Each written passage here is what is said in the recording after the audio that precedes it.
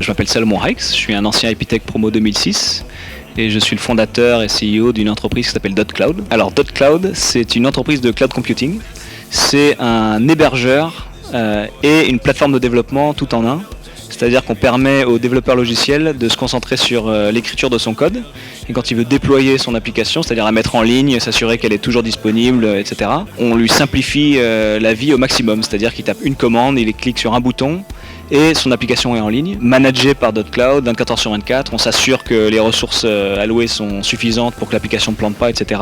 Et donc le développeur peut retourner au développement tout de suite. C'est un projet issu de ce qui, moi, m'a toujours intéressé et passionné, y compris à Epitech, à savoir l'administration des serveurs, tout ce qui est automatisation du déploiement, donc l'intersection de l'administration système et du développement, c'est-à-dire comment faire pour déployer une application non pas sur un serveur mais sur 10, 100, 1000 et faire ça de manière efficace. C'est un projet qui m'a toujours passionné. J'ai retrouvé ces problématiques-là dans mes premiers emplois après Epitech. À force de réinventer la roue dans chaque entreprise, je me suis rendu compte qu'en fait il y avait un gâchis énorme, que chaque entreprise devait créer ses propres outils pour finalement régler les mêmes problèmes.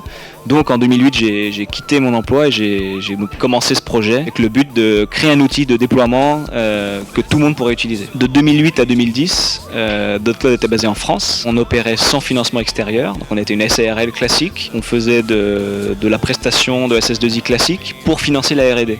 En 2010, on a rejoint un incubateur américain qui s'appelle Y Combinator, qui nous a financé et qui nous a permis de faire la transition vers une société de produits, en l'occurrence .cloud. Et par la même occasion, on a déménagé donc en Californie. Donc là, effectivement, immédiatement après Y Combinator, .cloud a décollé. On a très rapidement levé des fonds à nouveau. En 2010, 800 000 $, puis en 2011, 10 millions de $, pour vraiment permettre à .cloud de prendre son essor. Et effectivement, ça a grandement accéléré les choses. Docker, c'est un projet open source qui a été lancé par .cloud il y a 3 mois. Et c'est ni plus ni moins que le cœur de la technologie .cloud qu'on ouvre et qu'on rend disponible à tous.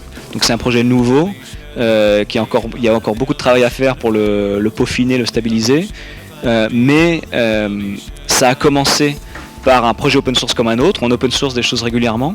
Mais l'engouement pour Docker a été tel, la communauté qui s'est formée autour s'est développée tellement rapidement que finalement on a décidé de réorienter toute l'entreprise pour la positionner autour de Docker. Donc on a pris la décision de tout open sourcer, de baser notre stratégie technologique mais aussi commerciale sur l'open source, ce qui permet à beaucoup plus de gens d'utiliser .cloud finalement. Et effectivement ça ouvre des possibilités très intéressantes. Tout simplement, on est arrivé à la conclusion que ce qui nous différenciait vraiment, c'était pas tel ou tel positionnement commercial, mais c'était la technologie de fond. La technologie sur laquelle on travaille donc depuis 2008, donc ça fait 5 ans de recherche et développement. Docker, c'est quelque chose que la concurrence n'a pas, et la seule manière de l'exploiter à fond, c'est de l'ouvrir pour qu'un maximum de développeurs y soient exposés, au-delà même du nombre de développeurs qu'on est en mesure de toucher par des moyens commerciaux normaux. Donc pour une entreprise de 15 personnes, c'est extrêmement difficile de dire je vais faire utiliser mon produit à tous les développeurs du monde. C'est pas possible. Avec l'open source, c'est possible. C'est possible de viser l'ubiquité. C'est possible de dire mon projet open source, je vais faire en sorte que tous les développeurs du monde puissent s'en servir. Quoi qu'il arrive, vous êtes ingénieur, vous avez une chance énorme. C'est la chance de pouvoir trouver un emploi facilement. Profitez-en pour faire ce que vous avez vraiment envie de faire. C'est pas forcément créer son entreprise. Je dirais, ne suivez pas forcément la voie la moins risquée. Choisissez vraiment la voie où vous vous direz tous les jours, je suis content de me lever le matin et d'aller faire ça.